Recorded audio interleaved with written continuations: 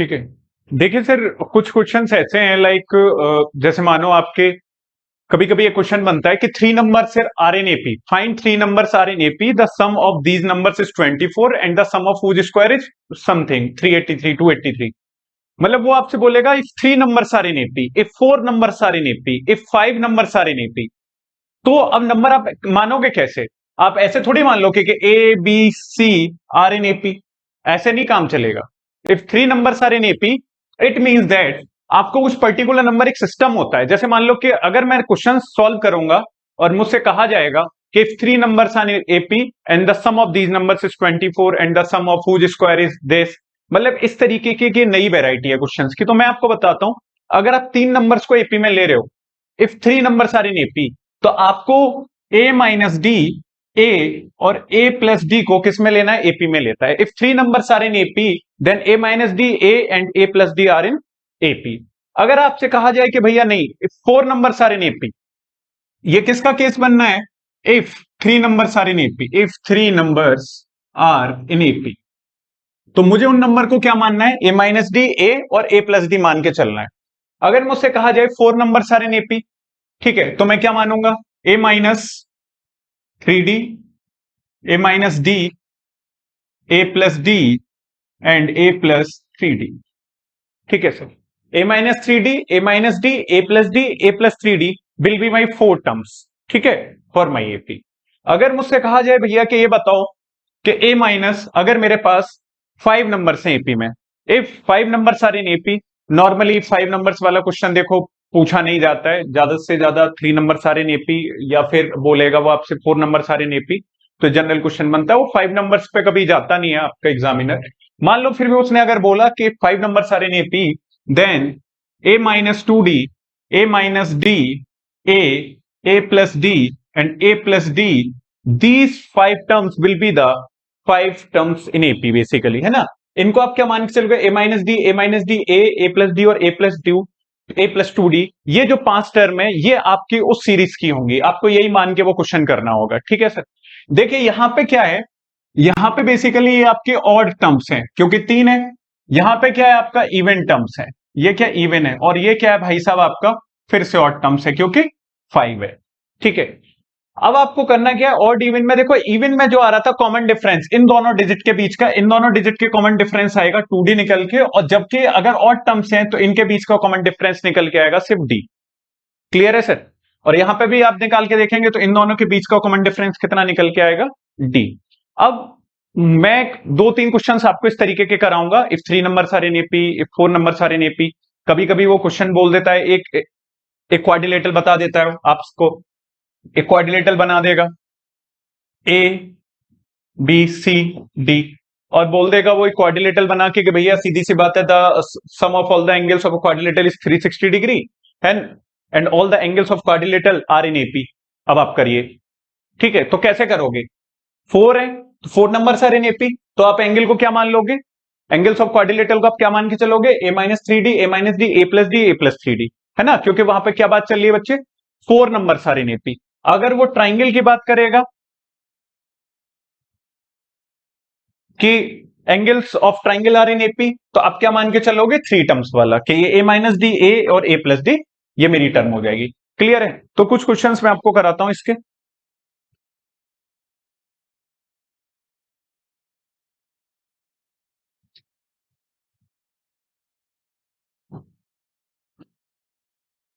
ठीक है सर, देखिए पहला क्वेश्चन है, find three numbers in AP, find three numbers in AP whose sum is 15, whose sum is 15 and the sum of whose squares is, and the sum of whose squares is 83।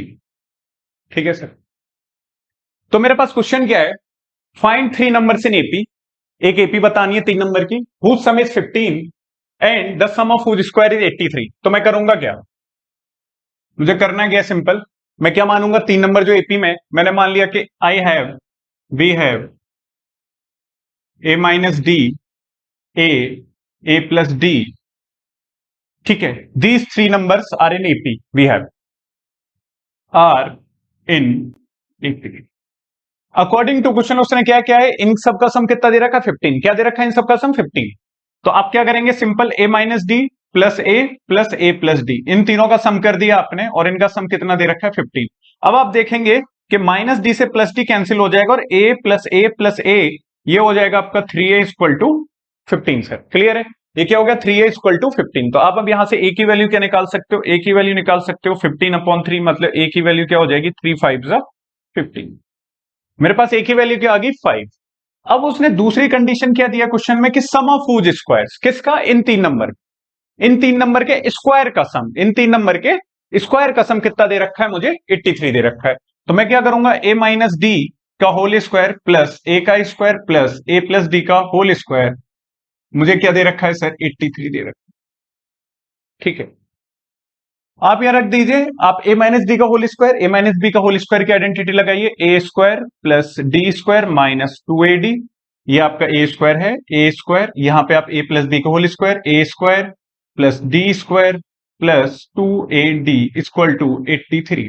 अब देखिए minus 2ad से plus 2ad cancel हो जाएगा, आपका a square plus a square plus a square क्या बन जाएगा आपका, 3a square, and d square will be 2d square equal to 83। ठीक है sir, 3a square plus 2d square equal to 83। अब ए की वैल्यू आपने निकाली थी, ए की वैल्यू क्या थी, 5, तो 3 इंटू 5 का whole square plus 2d square equal to 83। ये क्या हो जाएगा, 3 into 25 plus 2d square equal to 83। 83 25 3 का कितना होता है, 75। यहां पे आप लिख दीजिए 75 plus 2d square equal to 83। 2d square equal to 83 minus 75। Sir ये क्या आ जाएगा इधर, आप 2d स्क्वायर इक्वल टू करोगे, आपका आ जाएगा 8 आ जाएगा, इसकी वैल्यू क्या आ जाएगी आपके पास, 83 माइनस 75, 8 आ गया। डी स्क्वायर इक्वल टू हो जाएगा 8/2, डी स्क्वायर इक्वल टू क्या हो गया मेरा, 8/2। भैया देखो सीधी सी बात है कि 83 में से 75 को माइनस किया तो क्या आके निकल के आ गया, मेरा 8 निकल के आ गया। ठीक है, 2d स्क्वायर इक्वल टू 8 हो गया, तो डी स्क्वायर इक्वल टू 8/2, और यहां से आपने किया डी स्क्वायर इक्वल टू क्या हो गया आपका 4। यहां से स्क्वायर हटेगा, अंडर रूट लगेगा, ये हो जाएगा आपका d equal to plus minus under root 4 and the value of d will be plus minus 2। D equal to plus minus 2 हो जाएगा आपका। डी की वैल्यू क्या हो गई सर, प्लस माइनस 2 हो गई। अब एक बार डी को आप प्लस 2 मान सकते हो, एक बार डी को माइनस 2 मान सकते हो। तो अब मुझे आप ये बताइए कि सर एपी क्या होगी, एपी क्या होगी। देखो एक बार आप ए की वैल्यू 5 लेके चलिए और डी की वैल्यू प्लस 2 लेके चलिए, तो पहला नंबर क्या हो जाएगा, a1, ए माइनस डी, a1 क्या हो गया, a माइनस डी, ये किसके इक्वल हो गया, 5 माइनस 2, तो यहां से a minus d equal to क्या आ गया मेरा, 3 निकल के आ गया। a की वैल्यू क्या हो जाएगी, a की वैल्यू 5 दे रखी है, तो a इक्वल टू 5 हो गया, और a प्लस डी मेरा क्या हो जाएगा आपका 5 प्लस 2, 5 प्लस 2 मतलब 7, तो 357 ये मेरी पहली एपी बनेगी। 357 क्या बनेगी, मेरी पहली एपी बनेगी। लेकिन अगर मैं डी को माइनस 2 मान लेता हूं, डी को अगर मैं माइनस 2 मान के एपी बनाता हूं, तो पहला टर्म क्या हो जाएगा मेरा, a माइनस डी की वैल्यू हो जाएगी 5 माइनस माइनस 2, तो ये टर्म हो जाएगी आपकी 7। दूसरी वैल्यू हो जाएगी a, वो कितनी हो जाएगी बेटा, वो 5 ही रहेगी, और तीसरी टर्म हो जाएगी a प्लस डी, तो वो हो जाएगा आपका 5 प्लस माइनस 2, मतलब ये हो जाएगा आपका 5 माइनस 2, और ये टर्म हो जाएगी 3। तो दूसरी जो एपी बन के आएगी वो 7 5 3 ये बन के आएगी सर। ठीक है, ये हो जाएगी पहली एपी क्या बन के आई, 357। जब मैंने डी, ए तो ए रहेगा, ए का क्या भाई साहब, ए का तो देखो फिक्स रहेगा, ए की वैल्यू क्या रहेगी मेरी, फिक्स रहेगी 5। ठीक है सर, लेकिन डी को मुझे क्या लेना है, डी को लेना मुझे एक बार प्लस 2, क्योंकि मेरे पास डी की दो वैल्यू आई है, एक बार प्लस 2 निकल के आई है, एक बार क्या निकल के आई है, माइनस 2 निकल के आई है। तो एक जब मैं डी की वैल्यू प्लस 2 लूंगा, तो ए की वैल्यू क्या 5 ले रहा हूं, तब मेरे पास ये एपी निकल के आ रही है, और जब मैं डी की वैल्यू माइनस 2 ले रहा हूं, तब मेरे पास ये एपी निकल के आ रही है। क्लियर है सर, देखिए। ठीक है, नेक्स्ट क्वेश्चन करते हैं, कंटिन्यू रहने स्टॉप।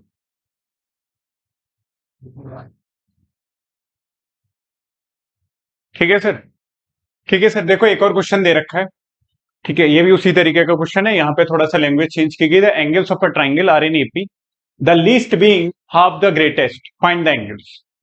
तो आपके पास कोई भी ट्राइंगल है, उसके तीन एंगल सर आपको दे रखे हैं, तो उनको एक्स वाई जेड या एबीसी पी क्यू आर नहीं मानना है, सिंपल मानना है। 3 नंबर की बात हो रही है, ए माइनस डी, ए और ए प्लस डी। ठीक है सर, ये 3 नंबर, 3 एंगल आपके एपी में है। ठीक है सर, अब आपको क्या पता है, अब आपको ये पता है कि किसी भी ट्राइंगल के तीनों सम का जो तीनों एंगल का जो सम होता है वो कितना होता है, 180 degree. The sum of all the angles of a triangle is 180 degree. तो इनका मैं क्या कर देता हूं sir, a minus d plus a plus d, ये क्या हो जाएगा, 180 हो जाएगा। देखिए माइनस डी से प्लस डी कैंसिल हो गया, ए प्लस ए, तो ये हो जाएगा 3a equal to 180 degree, a equal to 180 upon 3, और ए की वैल्यू क्या आ जाएगी, 60 डिग्री। ए क्या आ जाएगा मेरा, ए आ जाएगा सर 60 डिग्री। क्लियर है सर। अब देखिए उसने मुझे कंडीशन दी है, the least being the greatest. ठीक है, the least being the greatest, तो देखिए ये इस तरीके से नंबर बन जाएगा, 60 माइनस डी, 60 और 60 प्लस डी। मैंने ए की वैल्यू पुट कर दी, ए की वैल्यू आ गई मेरे पास।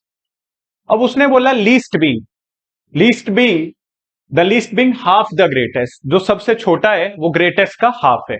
तो मैं यहां से क्या लिख सकता हूं कि 60 माइनस डी जो है वो हाफ है मेरा 60 प्लस डी का।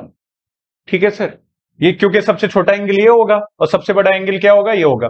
तो जो सबसे छोटा एंगल है वो हाफ है ग्रेटेस्ट का, तो इसका मल्टीप्लाई मैं इधर कर देता हूं, ये हो जाएगा 120 minus 2d equal to 60 plus D.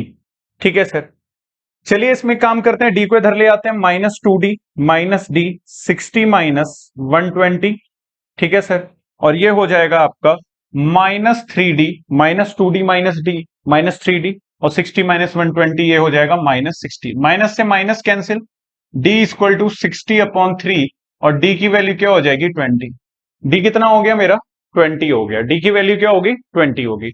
बस ठीक है, अब आप निकाल दीजिए। पहली वैल्यू क्या थी आपकी, a माइनस डी, मतलब 60 माइनस 20, तो ये क्या हो जाएगा, 40 हो जाएगा। दूसरी वैल्यू क्या थी, a थी, तो ये वैल्यू 60 हो जाएगी। तीसरी क्या थी, a प्लस डी, तो ये हो जाएगी 60 प्लस 20, तो ये 80 डिग्री हो गया। तो आपके तीन एंगल निकल के आए, तीन एंगल निकल के आए, तीनों एंगल की वैल्यू क्या थी, पहला एंगल आया आपका 40 डिग्री, पहला एंगल क्या है 40 डिग्री, दूसरा आया 60 डिग्री, और तीसरा क्या आया 80 डिग्री। ठीक है सर, ये तीनों आपके पास ट्राइंगल के तीनों एंगल आ गए। ठीक है सर, बहुत सिंपल, देखो करना कुछ नहीं है, सिंपल करना है। लेकिन जैसे कुछ बच्चे क्या करते हैं, एंगल्स मांगे तो एंगल्स भैया ए बी सी लिख दो, पी क्यू आर नहीं। 3 नंबर की बात की गई है, ट्राइंगल है तो ट्राइंगल में 3 एंगल होते हैं, और 3 एंगल अगर एपी में है तो आप अपने नंबर को क्या मान के चलेंगे, ए माइनस डी, ए और ए प्लस डी, तो ये बहुत ईजी हो जाएगा। ठीक है सर, एपी में देखो बहुत कॉन्सेप्ट है, और एपी जो है ना बहुत मजेदार टॉपिक रहता है, मतलब बहुत जबरदस्त टॉपिक है एक तरीके से, एनएस टर्म्स के क्वेश्चन से लेके सम ऑफ एन टर्म्स के क्वेश्चन तक लेके।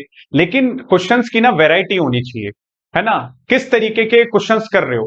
क्वेश्चंस ऐसे नहीं कि एक तरीके के क्वेश्चन आपने 50 लगा लिए, डिपेंड करता है कि आप वैरायटी क्या कर रहे हो, नंबर ऑफ क्वेश्चंस, है ना, नंबर ऑफ वैरायटी।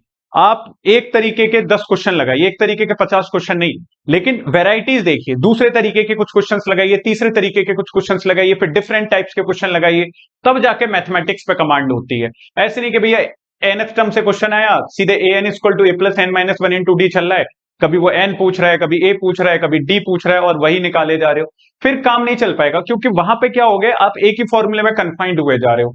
वहां पे 4 अननोन है, 4 अननोन में से 3 दे देगा, एक कोई निकाल लोगे। तो कुछ क्वेश्चंस में ना वैरायटी ढूंढो, वैरायटी। ठीक है सर, चलिए